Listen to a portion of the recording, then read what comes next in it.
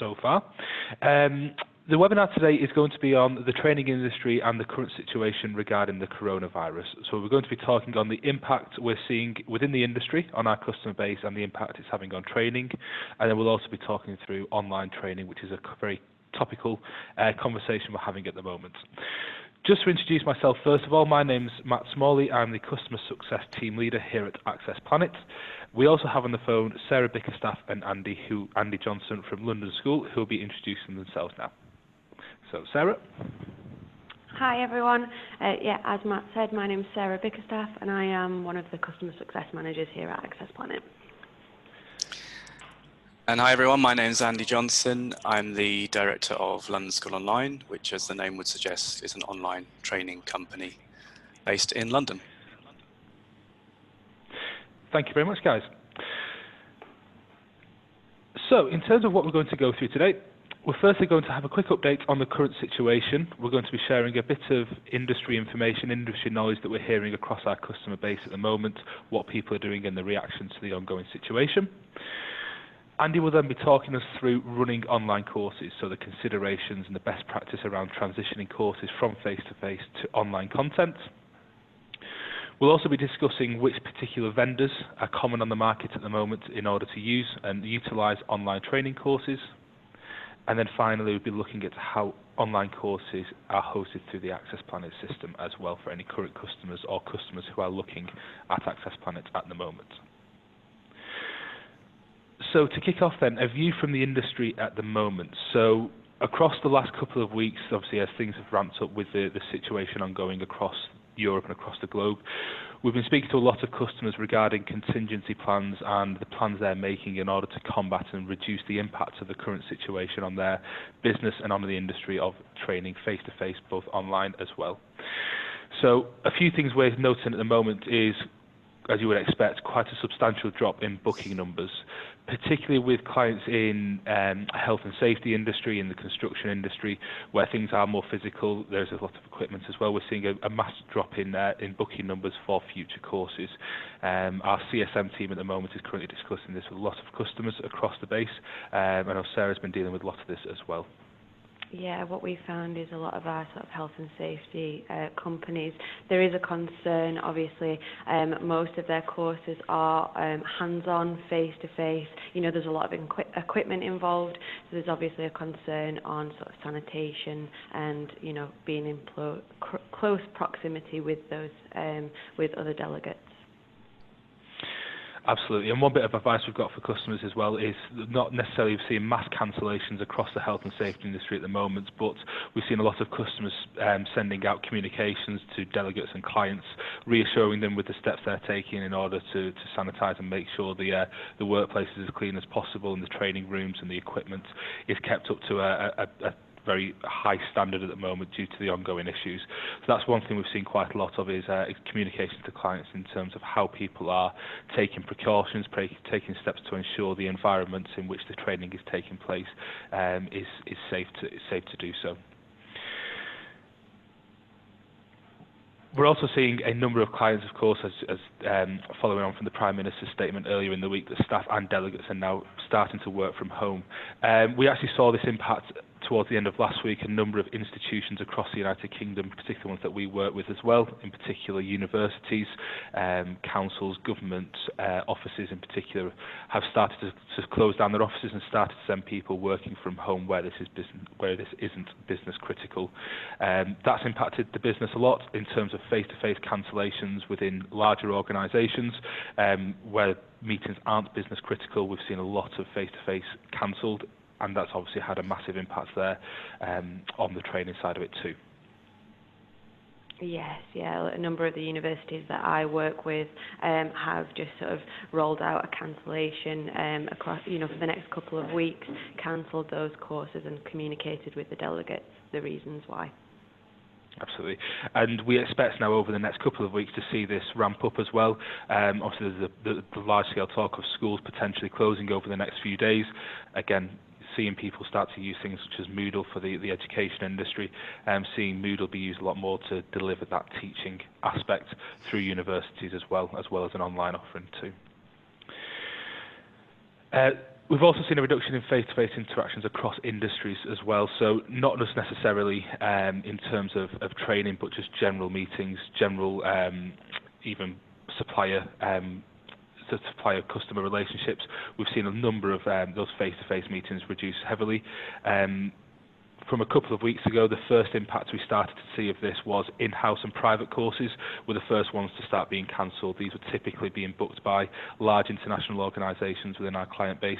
Those in-house and private courses for clients seems to have been the first ones to have been scaled back and dropped. A number of clients as well at the moment are deferring places. That's a trend we're really seeing strongly at the moment, is people starting to defer places, essentially postpone courses to a later date to ensure that income and revenue is protected for the time being, and then looking at rescheduling courses at a later date as well. And that's the impact we're seeing, particularly with leadership courses, corporate clients who are running corporate training courses. That's the impact we're seeing over there. Yeah, and I think some of my personal customers, they are sort of deferring courses whilst they just make the transition into web, especially some of the, professional development courses. They can offer those online, so they're deferring them for now whilst they make the arrangements to hold these online. Absolutely. And that ties into the next thing, which is an increase in online offering. Where customers do have a partial online offering for courses, we're starting to see that really ramp up now, and people start to move courses and transfer delegates over. Although this is a very serious situation we're facing as a training industry and indeed as a society, we're actually seeing an increase in online courses. People are working from home more. People are having to isolate, but necessarily on Access Planet, we're all working from home at the moment as well. So the opportunity to take online courses is actually a bit higher now as well. So we are seeing people transition over to online courses and to increase their online content. That particularly brings us over to Andy now, who will be able to take over and start to run through the best practice around moving and taking the transition to online courses. For those clients who haven't looked at online before, Andy will be able to talk you through major considerations, anything to be thinking about whilst you make that transition. So I'll hand it over to Andy now to introduce himself and also to start taking you through how to run online courses. Okay, thanks very much, Matt. And you all see my screen all right? Yep. So just before we start, I'm not working from home today. I've come into the office. I just want to explain that I would not have chosen that wallpaper if this was at home. And you might be wondering why there's this big alcove here as well, but that's simply because that's where the presentation is going to sit as we go through. So to give you a little bit of background about me and what we do, what we're going to look at today is the possible scenarios that we are currently encountering, what you can do, the things that are within your control to plan, and also a little bit of best practice for delivery. I work for London School Online, which is part of a group of 3 organisations called the London School Group. The oldest and perhaps biggest of which is the London School of English, which is the world's oldest accredited language school since 1912. So we've been going for over 100 years. Some of the teachers have been there from the start. And this is our training centre in Holland Park in West London that you can see on the screen now. We've got 3 training centres in the UK. And we also have the London School of International Communication, which focuses on intercultural skills, leadership skills, and basically any kind of training that's non-language based but requires you to work across cultures and internationally. Our training centres, as well as doing general English courses, we also specialise a lot. We do a lot of legal English. We work with journalists. We've had the odd international football manager through the doors over the years, as well as members of the Thai royal family, and so on. And if you ever take the Eurostar, their English ability is down to us because we have the contract to train the Eurostar train drivers as well. My part of the business, London School Online, was started in 2016, and it's the fastest growing part of the business since we started. So what I want to talk to you about today is partly around the work that we've been doing over the last 3 weeks within the group, and hopefully that will give you a kind of a handle on how you can move a lot of your face-to-face training online. As Matt mentioned at the top of the call, was experiencing a big drop in bookings and so on. And for us, because we have an international client base, we're seeing a number of scenarios. When we first started planning for this, we identified 4 possibilities, the first of which is certainly happening already, the drop in bookings due to travel or fear of travel. As much as possible, we're encouraging people to postpone as opposed to cancelling, but it makes perfect sense. If people cannot travel, they won't be able to come. If they're in quarantine already, they won't be able to visit us. We have a large number of clients from Italy who simply haven't been able to join us recently. The next case is around isolation of students and staff. We haven't had any cases yet, but it's entirely possible that that will happen soon. The third point, enforced closure of institutions. We certainly didn't anticipate this even 2 weeks ago, but the speed at which things are changing, I think it's highly likely that we will have to close our physical training centres at some point over the next couple of weeks. To be honest, it may be that the decision's taken out of our hands because we have clients cancelling and clients leaving early, so it may be that we simply don't have any need to keep the centres open. And then, of course, the fourth case is the risk of actual cases of the virus amongst students or staff. Certainly, there's nothing that we can do to control that. We have to take advice from Health UK and so on.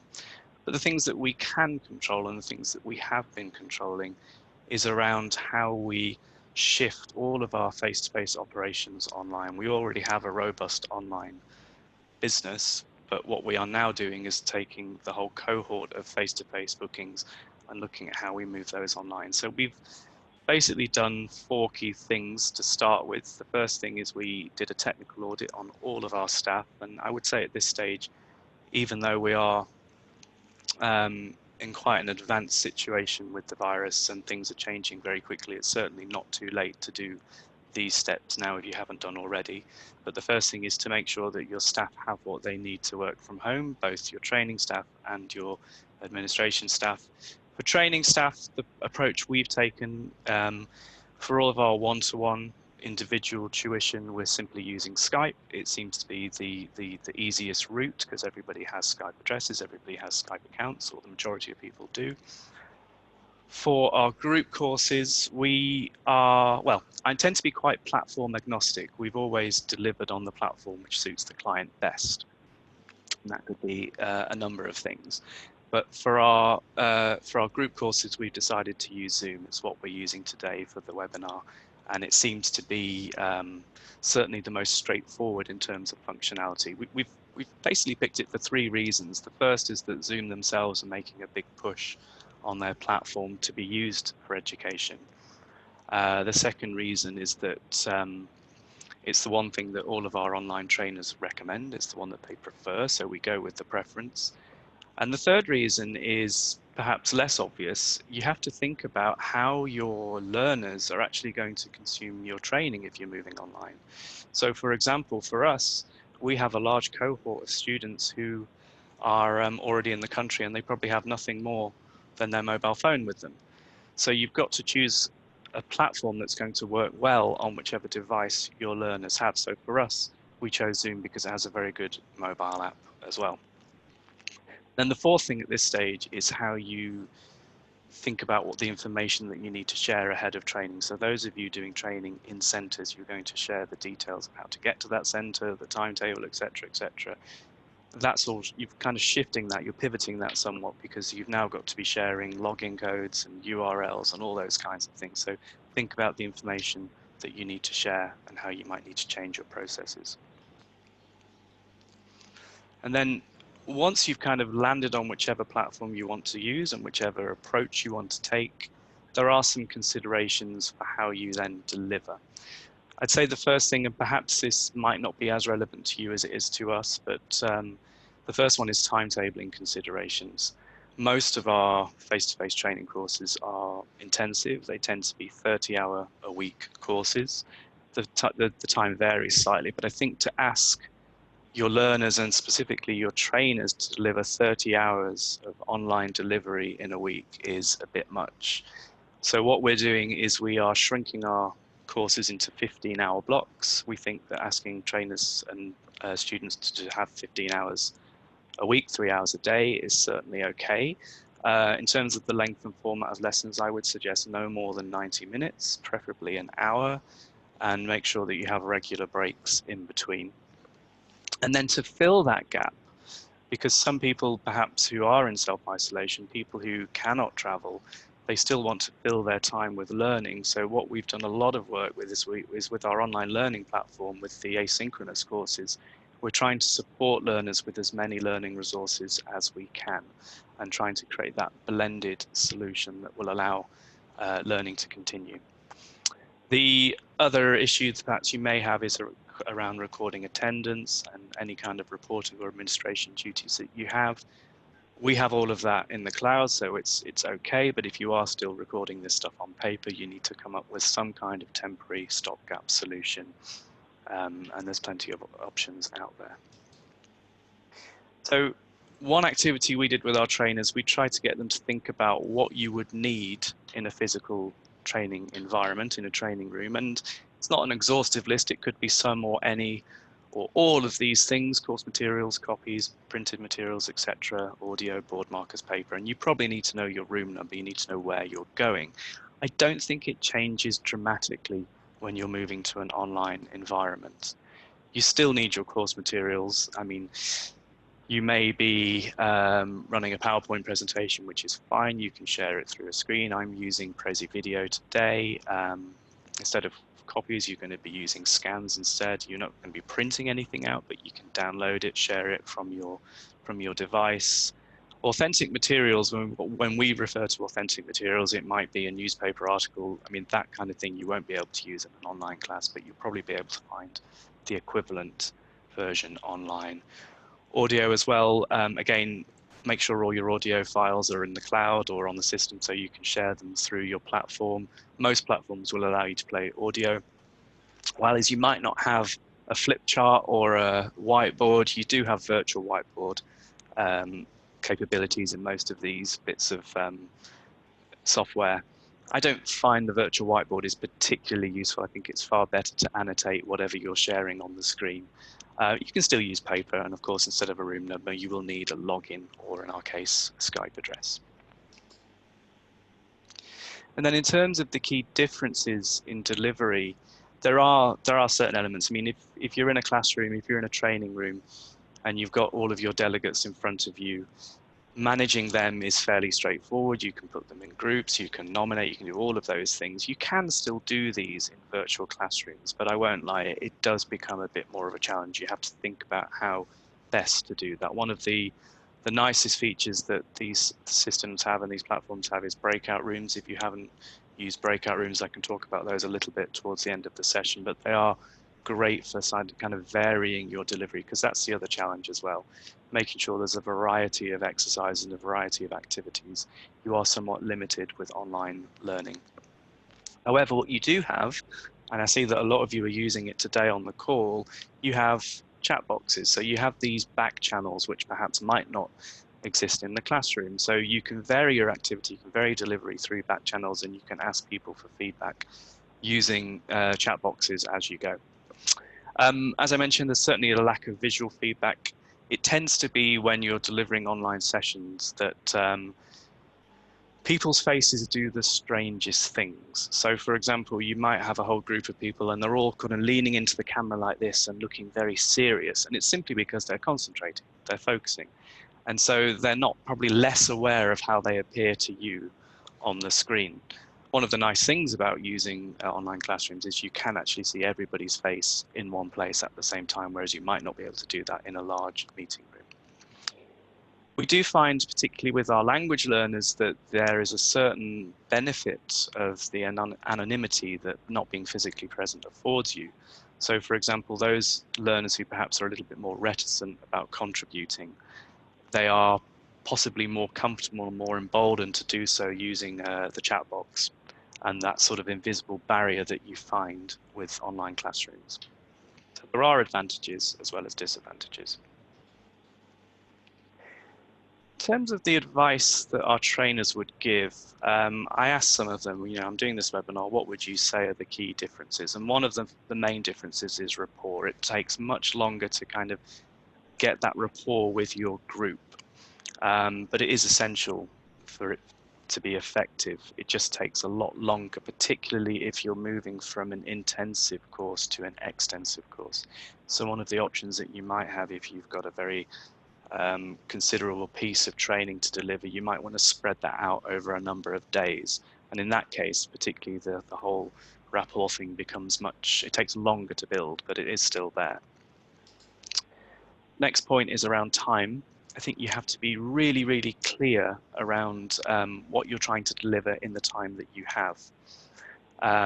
Your lesson absolutely must start and stop and have a clearly defined end to it within more or less the time frame that your delegates have for the training. So be very careful around your planning. Make sure you build in some flexibility so that if you're running out of time, you can skip certain activities or skip certain stages. But I think for online learning, there's an expectation that you have these very complete pieces of training within the time that's been allocated. Next point is around progress. Now, we don't know how long this is going to go on for. We may well be in shutdown for several weeks. Be aware that the progress that you might be used to seeing in your delegates on a daily basis might not be there.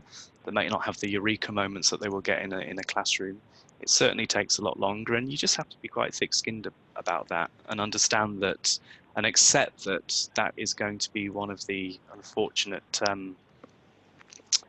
drawbacks of moving face-to-face online. And then the final point is this, and I think you might completely disagree with that, but I think the technological side of delivery, if you're not familiar with it, it's not worth worrying about. And this comes from one of my trainers who, by her own admission, was a complete Luddite when she started delivering online. The other thing to consider here is that for many of our delegates, they're probably much more familiar with remote working than we are. There was a study done last year, and that said that 70% of people globally work remotely at least once a week. I imagine it's far more than that now.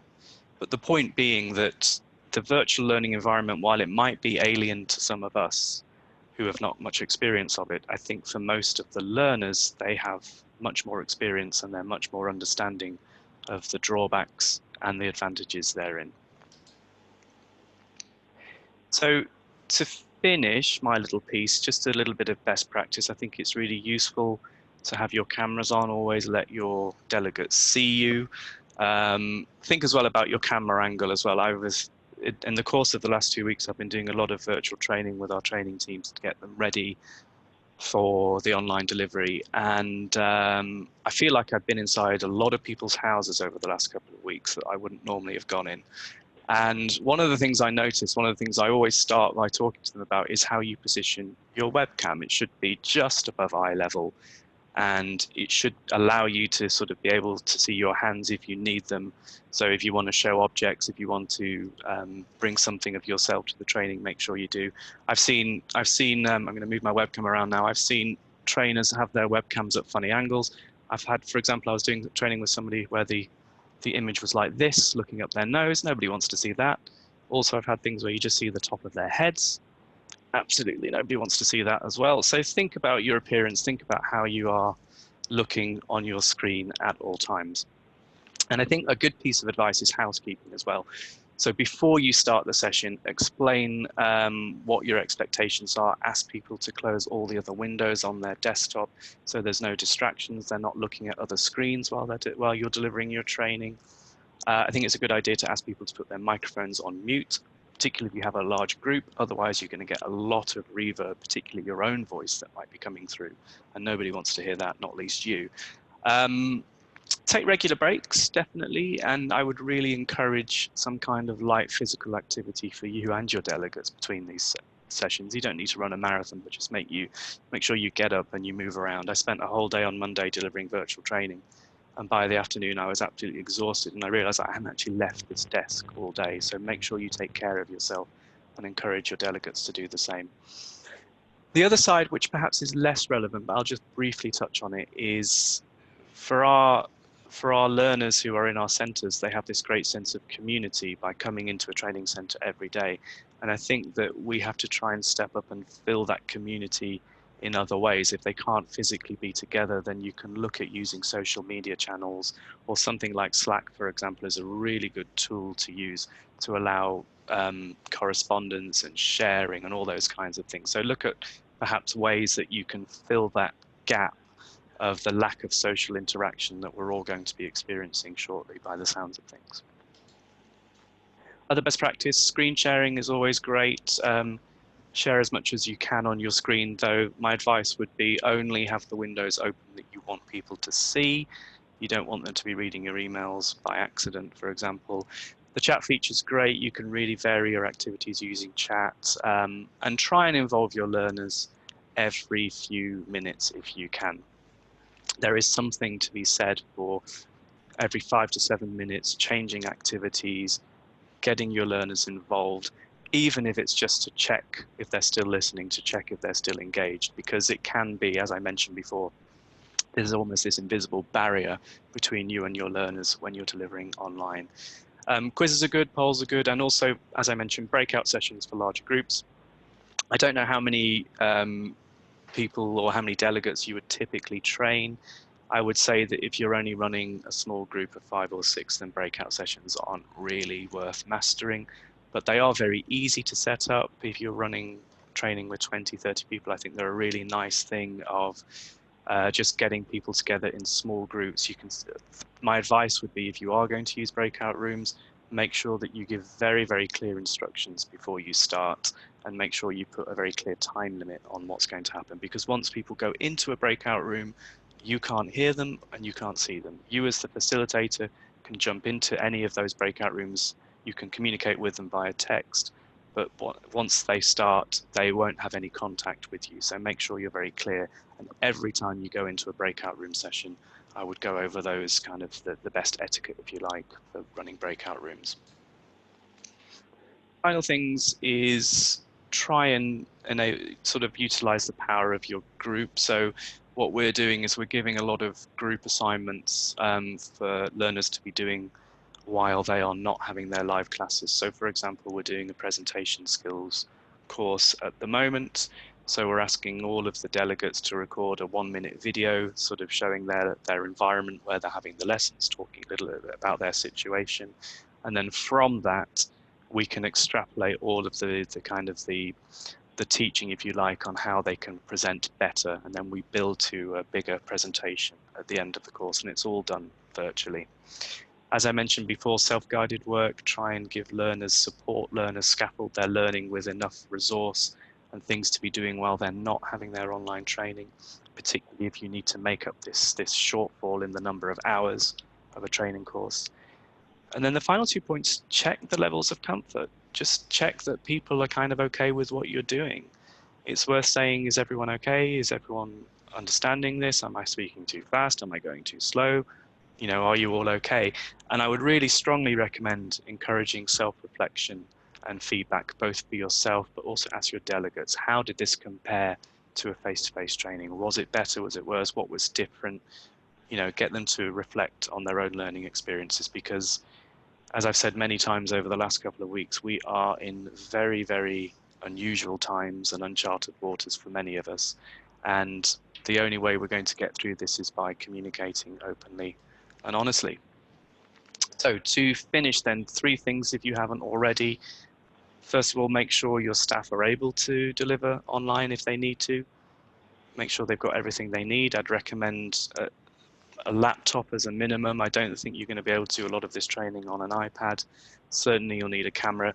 Always, if you have a headset, you might look like a bit of a plum using it, but make sure you use a headset, because it makes the audio so much better than trying to use your speakers. Even if you're just using your iPhone headset, that's still good enough.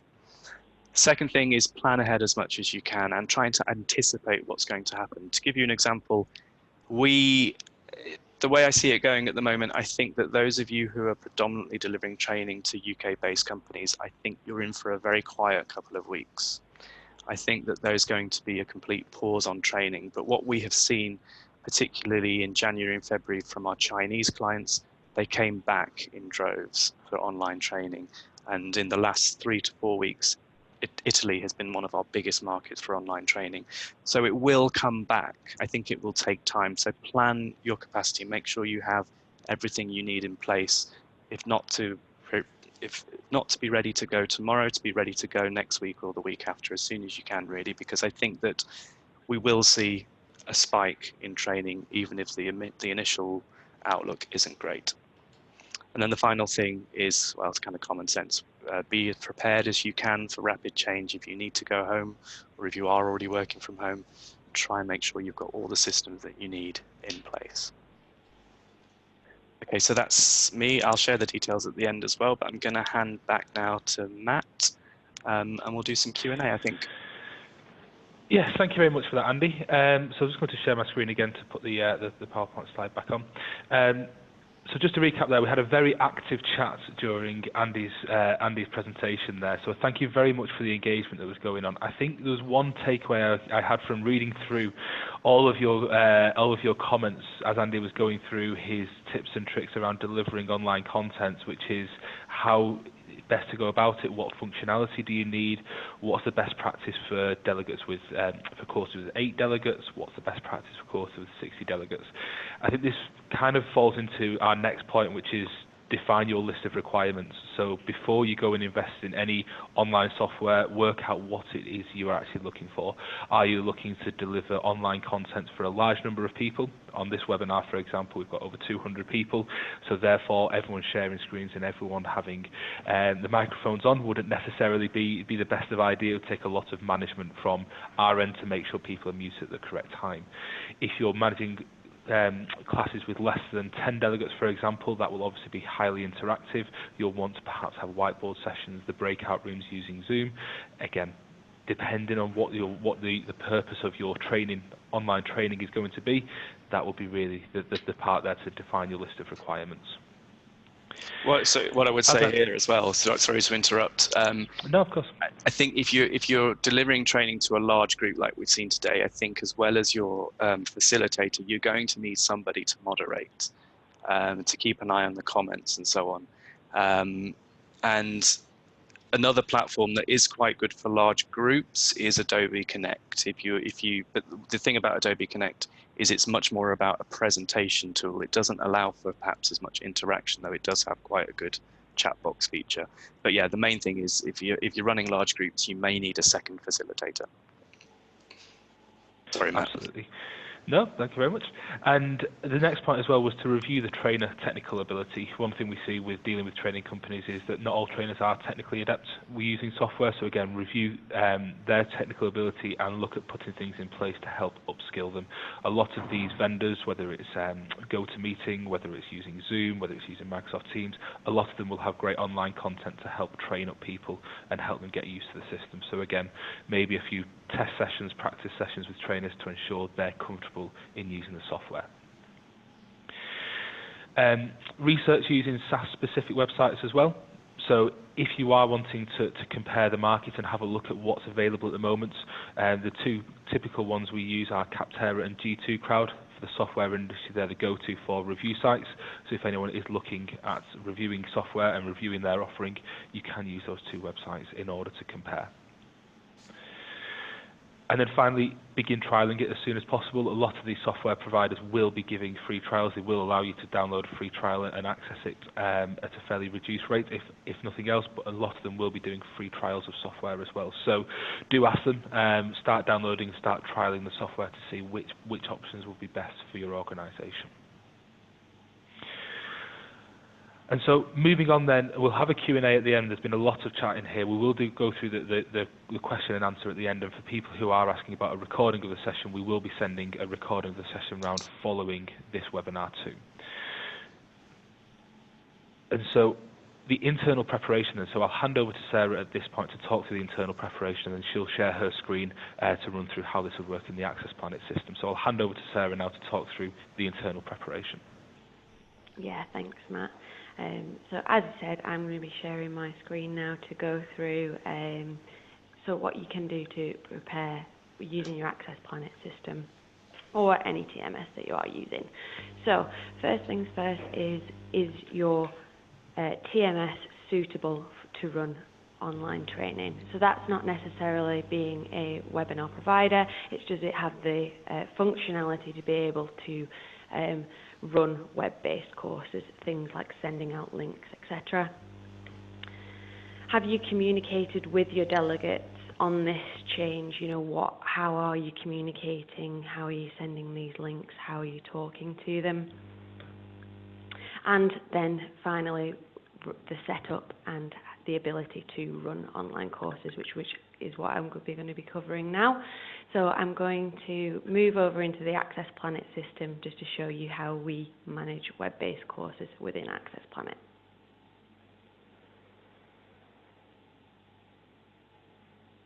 Okay, so this is the Access Planet system here.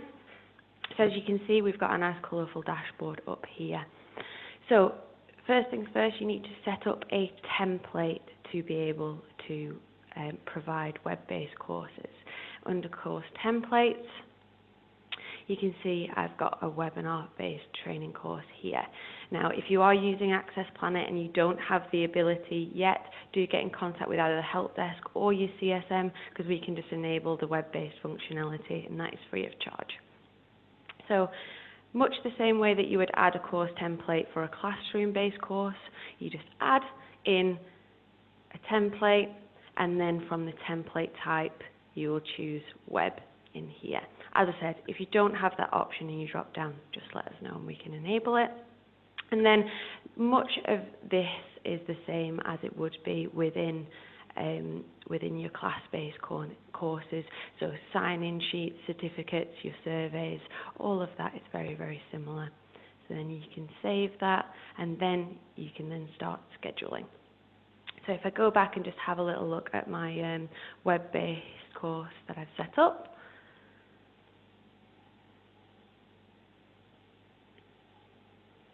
so you can see I've got a public-based course, web-based course here. You can add in administrators, any images. Now this is a 4-hour course. That may be too long after Andy's advice earlier. It may be that you split that up using breaks, etc., breakout rooms, those sorts of things. Your cost, and as I said, it's much the same as your class-based courses. So then to go ahead and start scheduling, you move over into the web area here. You can see I've got some set up already on numerous dates. So you add in from here, select your template, and this will pull down all that information, again, like the classroom-based courses. So you've got a start and end date there, which you can change. So I can set this one to run on Friday the 27th and start at 11. You can enter the maximum places that you want to have available for this course. So, you know, if you're going to be running a session like this, it may be that you want to enable up to 200. Or if you're wanting a smaller sort of interactive learning, you may want to limit that to a maximum of 10. And then down here is where you can enter in your webinar details that can be communicated to your delegates. So you have your trainer webinar details, so if they've got a panelist link in here, and your delegate webinar details, which you can send through the workflow communications in there. Send in your trainer, so I'll make myself the trainer for this course, and then again advertise that course to your online, either through your web integration or through your portal, and save that one. I think it's just slowing down because I'm sharing my screen as well. And there we go. So now you have an instance of a web-based course in your Access Planet system. And as you can see, I've got quite a few. So if I head over into the calendar now, you can see in here that I have class-based courses that are in blue, and my web-based courses are all in green. So you can see I have a couple of web-based courses that are cancelled, and then I have these webinar training courses all in green here. So again, much like in the same way that the functionality is for classroom courses, you can drag and drop those to change the dates of them. And again, you can communicate with your delegates about these changes. Some of our clients who are transitioning over, they will schedule a webinar training course on the same day and then simply just transfer over those delegates from the classroom-based course to the web course. So if I have a look in this one here, you can edit that course. You can see this in here. And I've got my web details in there. So the Zoom link that we're using today can be sent out directly along with your booking confirmations. So it's just one thing to note, to be aware of if you are transitioning over into web-based courses, to make sure that you have the appropriate communication set up via workflows. It's very similar process. You just need to change the module so you can have very similar communications. Get in touch with our help desk if you need any help with that. Very similar communications, just adding in those links and perhaps removing the venue details from there. So that is how to manage web-based courses in Access Planet. Absolutely. Thank you very much for that, Sarah. I hope everyone's found that useful. Like Sarah mentioned, it's very simple to run web-based courses in Access Planet. For those who use Access Planet at the moment, it's a very similar process to simply setting up a classroom-based course, adding the venue, the webinar details into the course date, and then being able to schedule it from there. Okay, so... Do you want to take over screen sharing, Matt, or do you want me? Absolutely. And so just to recap then on what we've gone through before we start to go through some of the questions that have come through in the chat. The first part, if we're looking at transferring any of your content to online, is review your course content and assess the suitability. Not all courses will be able to be transferred online, particularly for those customers who are working in health and safety industry where practical sessions are a requirement. We have heard a lot of customers where they are controlled by a governing body are being more flexible with their requirements on courses. So where there is an overarching body that controls courses, such as a PTO in health and safety, we have heard a lot of noise about these kind of organisations relaxing the rules about face-to-face and sometimes being able to offer them online instead. So it's always worth checking if you are overseen by a governing body. Assess the internal readiness for online training. Again, checking with the trainers and also checking with your delegates as well to ensure that they have the capacity in order to participate in online delivery as well. So again, checking with your internal trainers that they have the capability to do so, and checking with your delegates and your clients as well. And finally, research and trial different vendors across the marketplace. The chat was alive with different comments and different requirements people needed. Have a look what's out there. Start looking at Zoom, GoToMeeting, Microsoft Teams, Skype. We'll try and share as much of this chat as we can following the session as well, so we can keep this momentum going. But do have a look at what's on the market as well following this call. And so just to pick up on a few questions that came through here, a few people were asking about what the software is we're using at the moment. We're using the Zoom webinar function, which is slightly different to the Zoom meeting. Because of the volume of people we had sign up for this, we use the Zoom webinar function, which allows us to broadcast to a large number of people. You can use polls in this as well. You can use the Q&A function. As you see in the chat, is very useful, and people can share thoughts and ideas. So yeah, there is a poll option in here, there is a Q&A option, and there is the chat function, and this is using the Zoom webinar. There was a lot of questions around Andy's slides and how he managed to put the slides on one side of his screen over here whilst he was also presenting. So Andy, we'd just like to tell people what you were using and how you managed to do that. Yeah, I'm using Prezi, and they've got a thing now called Prezi Live. So it will basically allow you to sit in the same screen as your presentation. I've only started using it, but it's fairly straightforward as long as you're aware of where you're placing objects and making sure you're not putting them straight across your face or anything like that. I think that it seems that quite a few people had problems with video lag, and so my apologies for that. I think it's because I was running a video through a video. I think that's partly the issue, but also I wouldn't be surprised if many of us experience a real slowdown in our internet connectivity. We've seen that with our clients in Sweden already. In Sweden, the system, the network is completely overloaded, so people are having to deliver training without their cameras on and just doing it audio only. So I think that we may find that will happen here as well as more and more stuff moves online. Yeah, completely agree. A lot of people working from home, and I imagine Netflix will get quite a lot busier as well over the next few weeks as well as people are working from home. Well, it's the first time you can watch Netflix and save the world at the same time. Absolutely. Yeah, there's a couple of questions about what people are doing in the industry as well, whether people are cancelling courses and deferring courses. I think this is particularly to do with your terms and conditions and how you manage your courses. We've seen a lot of corporate companies where the training is their main part of their business are deferring or pushing to online courses instead.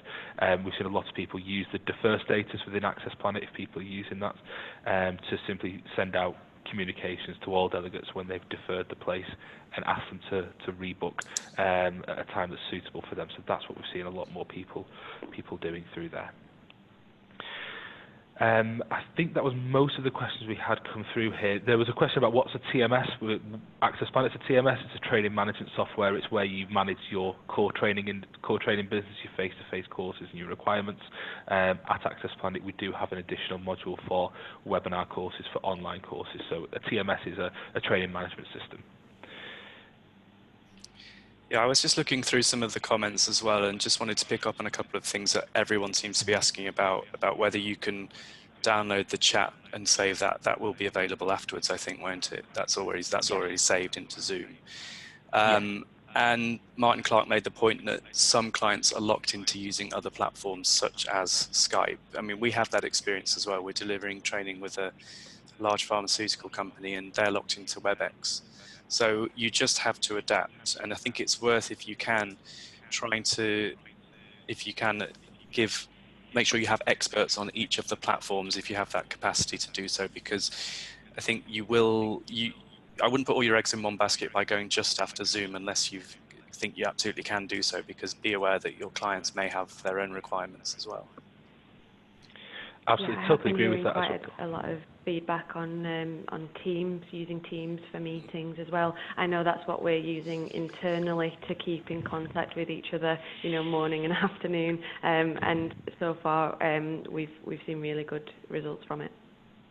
Yeah, I think Andy mentioned it as well. We made a transition to online training probably about 3 years ago. We started to focus a lot more on online courses instead of face-to-face.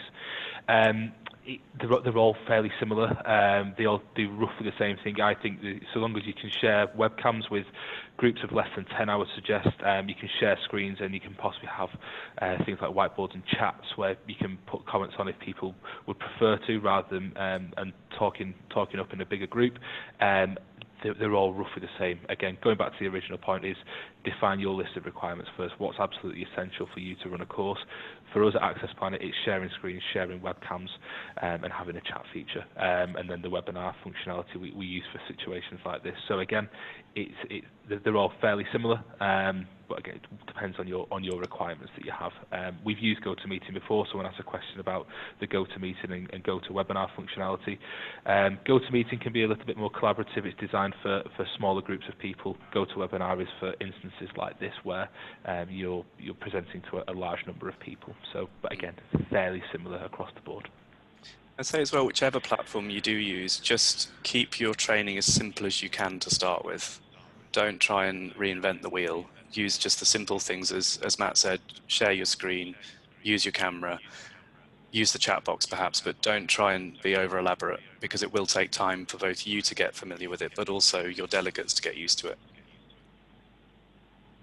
Absolutely, completely agree.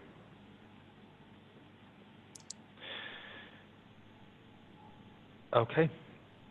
Just seeing there's a question there from Claire about if you normally run face-to-face training and now you're moving into online training, can you charge the same fees or online courses usually cheaper? I think that's quite a good question. I can tell you what we've been doing, if that helps. Yeah, go ahead. It is, I mean, personally, I feel that we should be charging more or less an equivalent rate because training is training. But I do take that there's a sense amongst people that somehow online has to be charged at a lower rate. What we are doing by moving our face-to-face courses online, we're offering a 25% rebate on anyone that's already booked. So we're basically pitching them around about a quarter or 3/4 of the original price. But I agree with Jane, you shouldn't devalue your training. But at the same time, there has to be, I think a lot of people are giving this stuff away for free. I think also that's wrong because it kind of suggests that you're just trying to profiteer off a terrible situation. So I think you need to stand firm to a certain extent with your pricing. No, totally agree. And one thing as well is because you're running, the courses will naturally be shorter. We're talking about 90-minute courses. It doesn't necessarily reduce the prep time that trainers need to put into that as well. They need to put in just as much time to prep the slides, make sure the content's there, the follow-ups afterwards. Yeah, I think Andy's absolutely right there, that even though they are shorter, it doesn't necessarily equate to a big drop in resource and time to actually run them. It's not as simple as just simply jumping on a webinar, sending it out and running an hour and a half. There is still just as much, if not a bit more time in between two. That is one benefit as well for these longer courses. If you are running a one-day course, it's quite difficult to change strategy halfway through if you identify some learner behaviours that would have lent themselves to a better activities. With the shorter courses, if you have an hour and a half with a group, you can then actually revisit and change the activities and the structure of the training for the subsequent courses. So it actually can be quite beneficial to managing groups of delegates to actually change tact halfway through a course.